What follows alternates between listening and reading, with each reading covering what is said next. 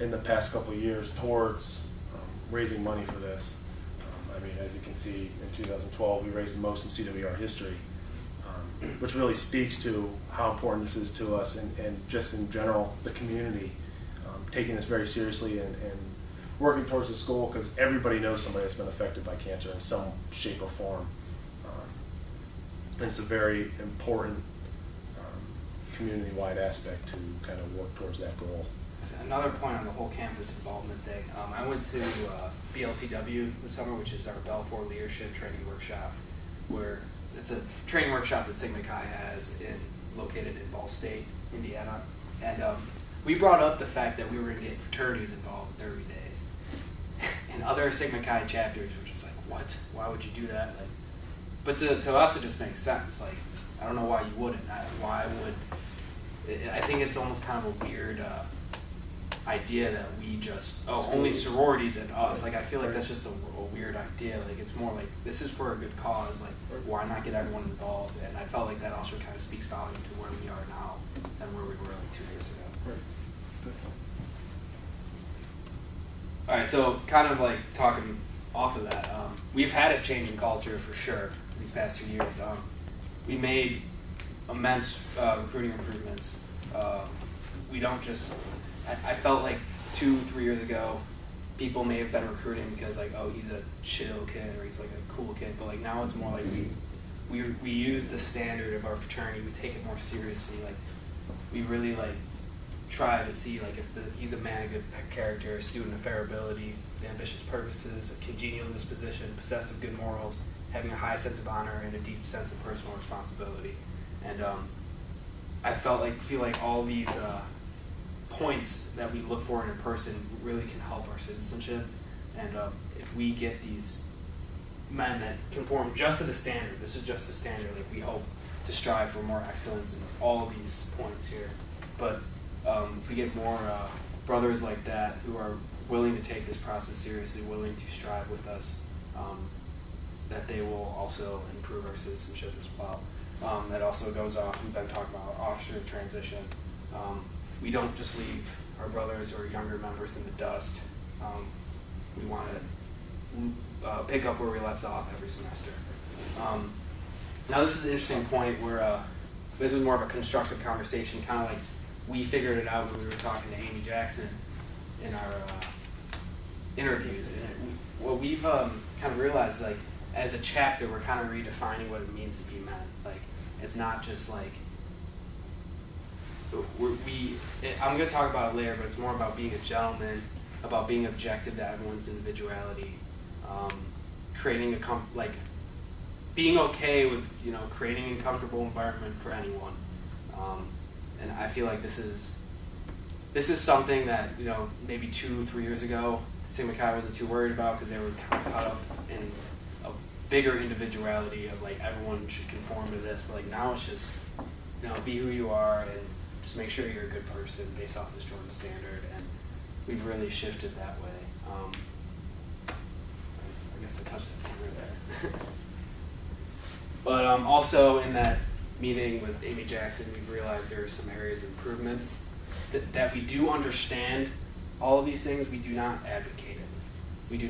We aren't outspoken about it, and we feel like that's almost being a little selfish. Like, we know we're good at it, but maybe other people might need to hear this. Maybe other people might need to improve on this, and that would be where we could help our citizenship a lot better. It's more than just us. So like advocacy for social justice. We understand the situation people are at Haley School. We understand that there's a difference of, where we are. Like, we're more fortunate being Case kids, and they're a little less fortunate, being growing up in Cleveland. And but we got to act on that. We got to advocate it. We got to show that, they're in a less fortunate situation. They need to grow, and we need to be more outspoken about it. And especially about this meaning behind being a man. Like, we need to show that being a man is not just being masculine or whatever. It's about being a gentleman. It's about being objective to all temperaments, talents, and convictions. Individuality, same thing. Like, we're not trying to be a different person when we join Sigma Chi. We're just trying to foster who we are individually. And then also, like, being a man is being comfortable and creating comfortable environments for women, especially in fraternities nowadays. Like, people need to hear this, and I feel like some fraternities have strayed away. Like, they're more about like, yeah, just talking to women. Like, that we want a comfortable environment. We want women to think like Sigma Chi, that is the fraternity of gentlemen. I'm safe when we're with them, and that's what we've been striving for. We just need to be more advocate about it. So, Kind of just to wrap up here and kind of just provide or review some things. So we've taken huge strides in the past years, right? We had this huge mindset of social environment and kind of shifted that towards a culture of care, culture of accountability, which has been huge in our chapter's development through those up to now. In terms of service, Haley School is very exciting.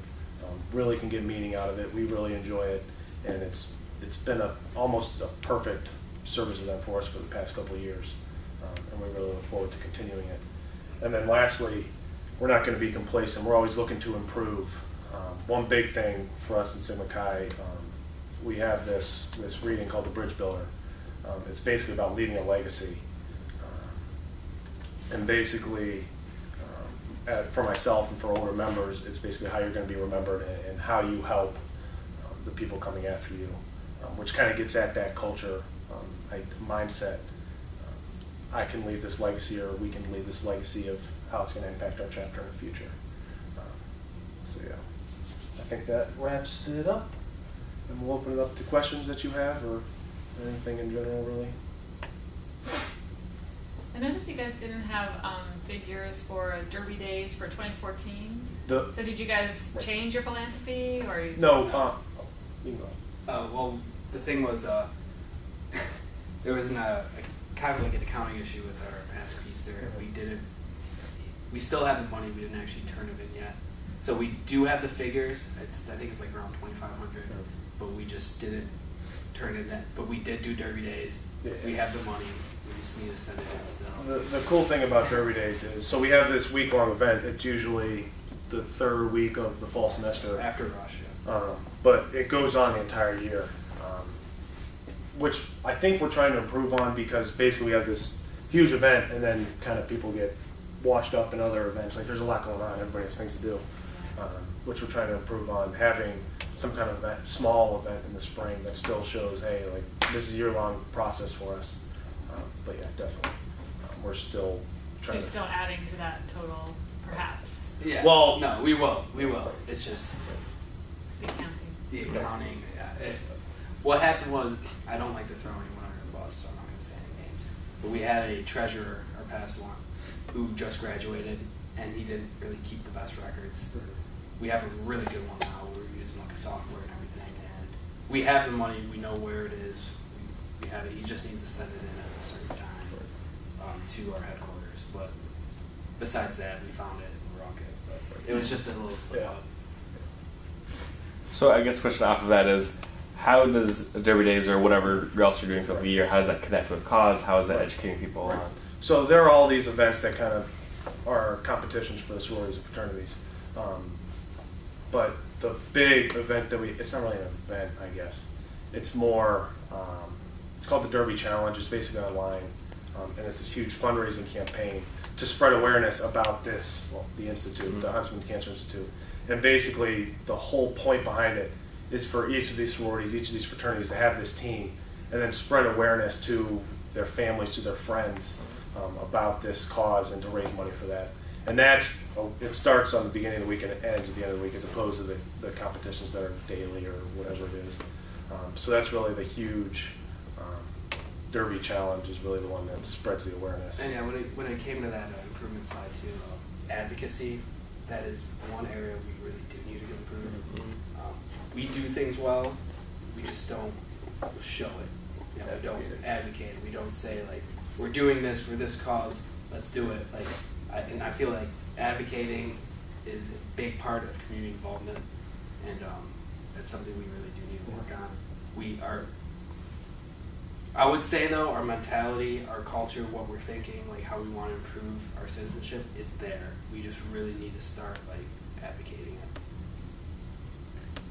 I had a couple of questions about the Jordan standard. Yeah. So when you were discussing your change in culture, Mhm. I guess my first question is the Jordan Standard something that your local chapter created, or something that's outlined by your national chapter? It is a national thing. Okay. It's basically like the minimum requirements of basic Mackay. So during the rush process, we basically look at everybody and be, hey, is he a man of good character, student fair ability with ambitious purposes?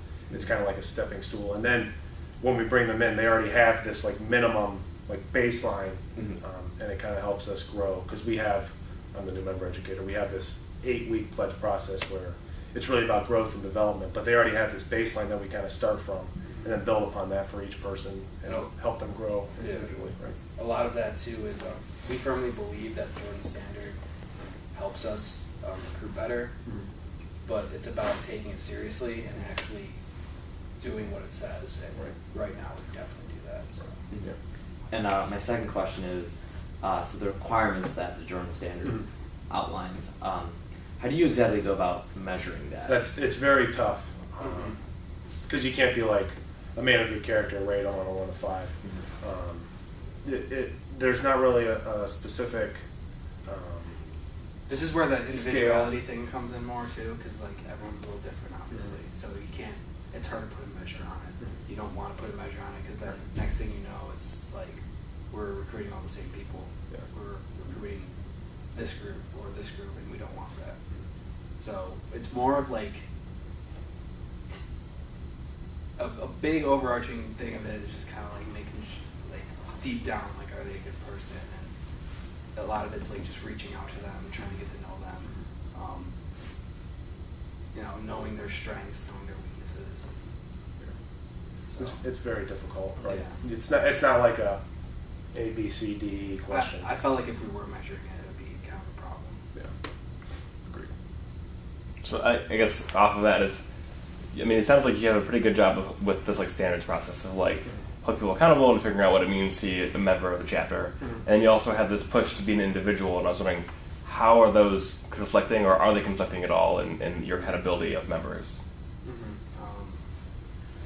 It could be conflicting, but I feel like being an individual to a certain degree, because like you could be an individual who parties a lot and really are kind of like more of a risk, and in that sense, yeah, you like to have a fun time, but you want to understand like what are you doing to yourself and to the community around you, like if you are kind of overstepping your boundaries, crossing the line. So I can kind of see this accountability mindset and this going as an individual almost goes hand in hand, right?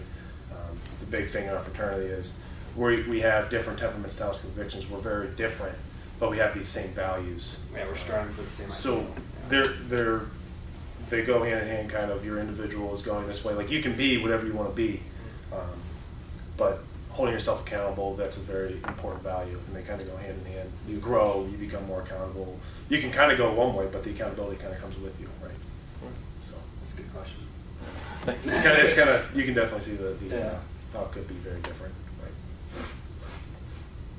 You all mentioned in your ritual about friendship, justice, and learning, and I was curious how you define justice. Is that something that's more in line with, let's say, social justice or accountability, or just what is meant by justice? Justice. Well, friendship, justice, and learning are like what is called like 3 great aims of our fraternity. It's kind of like what we strive for when it comes to our values. And justice, I never like thought about it in a way of social justice, but it definitely could mean that. It's open kind of for interpretation. You Yeah. can have social justice, or you can put it in the mindset of accountability. Do something wrong, you gotta fix it. It's definitely open to, in some extent, to interpretation and. Yeah, I was just curious. Yeah, So traditionally, it's more. It's been like it's been an accountability. It's easier to think about it that way, especially kids our age Right. should think about justice, like laying down the law of justice. But the way you asked that question, it actually could be interpreted both ways, and that's something we could even discuss too. So. You mentioned that there's a lot more role models, which I think is great. I was wondering, what about those people make them role models? And also, what do you think is happening in the chapter that has been able to foster those people's growth? So it kind of comes basically from when you get a new member and basically help them grow throughout the process. Recruitment is huge, getting the right members and people who want to develop, people who want to grow. And once they develop and grow, the process kind of produces these qualities in them that makes them worth being a good role model. So I think it really stems from like good recruitment, basically planting a good seed and having it grow into a big tree or a big plant, whatever. A lot of it is too Example is wants to be. I've noticed the older members are more accepting of everyone. In the past, I wasn't there. I only witnessed it for maybe about one semester. But some of the older members were more kind of like in their groups, and it just didn't seem right. Like a fraternity is supposed to be open to everyone. Everyone's a part of this bigger entity that is everyone's individual, but we're striving for the same values, for the same ideals. And nowadays, it just seems like all the older members are open to everyone in the fraternity. You can talk to any of them. I don't really see any difference in how they approach you. So I think that's what makes it the best, for sure. Question about the Sober Sig program. Yeah. I guess, how do you go about accountability with that? Is it a requirement that every Yeah, so it's member basically participate? it's a whole chapter-wide program, I guess. Okay. You're basically, at the beginning of the semester, the risk manager splits you up into, depending on how many we have like 50 brothers, so it'll be 10 groups of 5. And you're basically on a weekly rotation. You're told at the beginning of the semester, hey, you have this week, and then if it rotates around again before the end of the semester, you have this week. And that kind of fosters this whole chapter-wide. You only have maybe a week or 2 weeks out of the semester where you're kind of the person accountable, but it gets everybody thinking, hey, like I've got to be responsible, I've got to be accountable for everybody else. It's not just for the social aspect, right? It kind of gets your whole mindset that, hey, let's be smart, let's be safe, let's figure these things out. But yeah.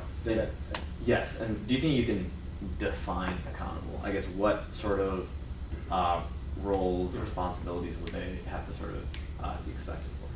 DDing, Okay. straight up. If someone's drinking somewhere Yeah. or caught somewhere and they shouldn't be walking home or obviously driving, having someone come pick them up is definitely a good way. It was mainly built upon this whole, that came right at the time when our chapter was changing from this whole social mindset. It was really built for that. But I think it's grown to where it's not really, it still is like DDing and keeping people I safe. mean, it's obvious at this age. You can't prevent people from drinking too Right. much. Some people drink too much sometimes. And, when you drink too much, that's when you act in a way you shouldn't. Not all the time, but some people do. And it's just a way to make sure that if someone does drink a lot, that there's someone who's sober there who can take care of them and make sure he doesn't get in trouble or get anyone else in trouble.